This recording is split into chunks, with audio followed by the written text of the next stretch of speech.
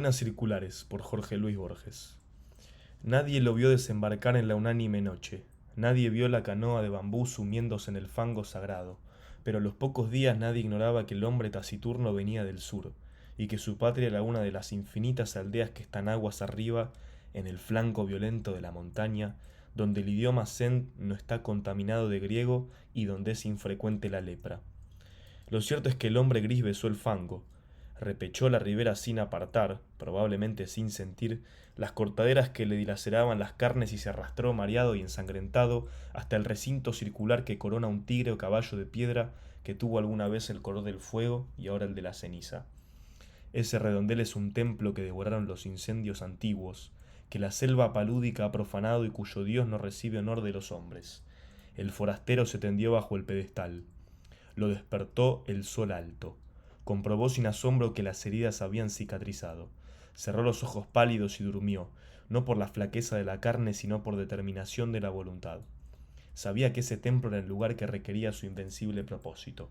Sabía que los árboles incesantes no habían logrado estrangular río abajo las ruinas de otro templo propicio, también de dioses incendiados y muertos.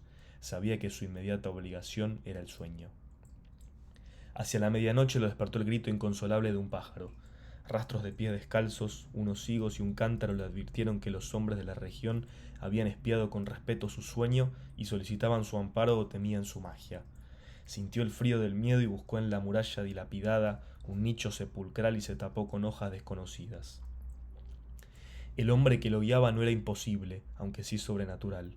Quería soñar un hombre, quería soñarlo con integridad minuciosa e imponerlo a la realidad. Ese proyecto mágico había agotado el espacio entero de su alma. Si alguien le hubiera preguntado su propio nombre o cualquier rasgo de su vida anterior, no habría acertado a responder. Le convenía el templo inhabitado y despedazado, porque era un mínimo de mundo visible. La cercanía de los leñadores también, porque éstos se encargaban de subvenir a sus necesidades frugales. El arroz y las frutas de su tributo eran pábulo suficiente para su cuerpo, consagrado a la única tarea de dormir y soñar. Al principio los sueños eran caóticos, poco después fueron de naturaleza dialéctica. El forastero se soñaba en el centro de un anfiteatro circular que era de algún modo el templo incendiado. Nubes de alumnos taciturnos fatigaban las gradas. Las caras de los últimos pendían a muchos siglos de distancia y a una altura estelar, pero eran del todo precisas. El hombre les dictaba lecciones de anatomía, de cosmografía, de magia. Los rostros escuchaban con ansiedad y procuraban responder con entendimiento, como si adivinaran la importancia de aquel examen, que redimiría a uno de ellos de su condición de vana apariencia y lo interpolaría en el mundo real. El hombre en el sueño y en la vigilia consideraba las respuestas de sus fantasmas, no se dejaba embaucar por los impostores, adivinaba en ciertas perplejidades una inteligencia creciente, buscaba un alma que mereciera participar en el universo. A las 9 o 10 noches comprendió con alguna amargura que nada podía esperar de aquellos alumnos que aceptaban con pasividad su doctrina y sí de aquellos que arriesgaban, a veces, una contradicción razonable. Los primeros, aunque dignos de amor y de buen afecto, no podían ascender a individuos. Los últimos preexistían un poco más. Una tarde, ahora también las tardes eran tributarias del sueño, ahora no velaba sino un par de horas en el amanecer, licenció para siempre el vasto colegio ilusorio y se quedó con un solo alumno. Era un muchacho taciturno, cetrino, díscolo a veces, de rasgos afilados que repetían los de su soñador. No lo desconcertó por mucho tiempo la brusca eliminación de los condiscípulos. Su progreso, al cabo de unas pocas lecciones particulares, pudo maravillar al maestro. Sin embargo, la catástrofe sobrevino. El hombre un día emergió del sueño como un desierto viscoso, miró la vana luz de la tarde que al pronto confundió con la aurora y comprendió que no había soñado. Toda esa noche y todo el día, la intolerable lucidez del insomnio se abatió contra él.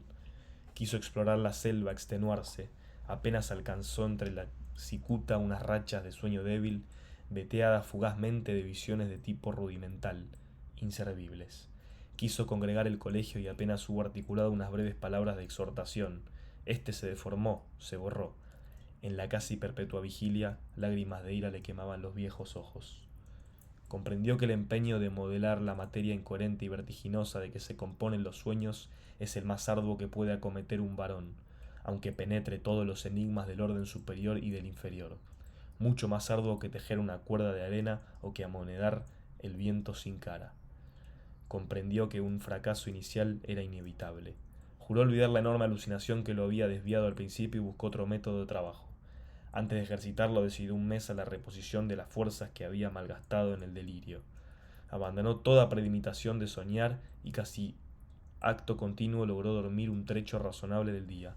Las raras veces que soñó durante ese período no reparó en los sueños. Para reanudar la tarea esperó que el disco de la luna fuera perfecto. Luego en la tarde se purificó en las aguas del río, adoró los dioses planetarios, pronunció las sílabas lícitas de un nombre poderoso y durmió. Casi inmediatamente soñó con un corazón que latía.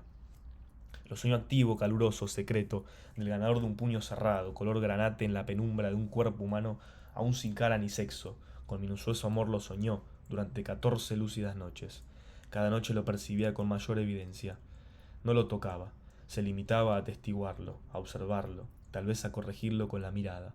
Lo percibía, lo vivía desde muchas distancias y muchos ángulos. La noche de catorcena rozó la arteria pulmonar con el índice y luego todo el corazón desde afuera y adentro. El examen lo satisfizo. Deliberadamente no soñó durante una noche. Luego retomó el corazón, invocó el hombre de un planeta y emprendió la visión de otro de los órganos principales. Antes de un año llegó el esqueleto a los párpados. El pelo innumerable fue tal vez la tarea más difícil. Soñó un hombre íntegro, un mancebo, pero éste no se incorporaba ni hablaba ni podía abrir los ojos. Noche tras noche el hombre soñaba dormido. En las cosmogonías gnósticas, los demiguros amasan un rojo Adán que no logra ponerse de pie. Tan inhábil y rudo y elemental como ese Adán de polvo era el Adán de sueño que las noches del mago habían fabricado. Una tarde el hombre casi destruyó toda su obra, pero se arrepintió. Mas le hubiera valido destruirla. Agotado en los votos a los númenes de la tierra y del río, se arrojó a los pies de la efigie que tal vez era un tigre y tal vez un potro, e imploró su desconocido socorro. Ese crepúsculo soñó con la estatua. La soñó viva, trémula. No era un atroz bastardo de tigre y potro, sino a la vez esas dos criaturas vehementes y también un toro, una rosa, una tempestad. Ese múltiple dios le reveló que su nombre terrenal era fuego, que en ese templo circular y en otros iguales le habían rendido sacrificios y culto y que mágicamente animaría al fantasma soñado, de suerte que todas las criaturas, excepto el fuego mismo y el soñador, lo pensaran un hombre de carne y hueso.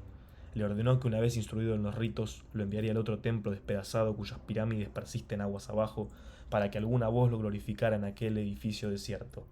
En el sueño del hombre que soñaba, el soñado se despertó.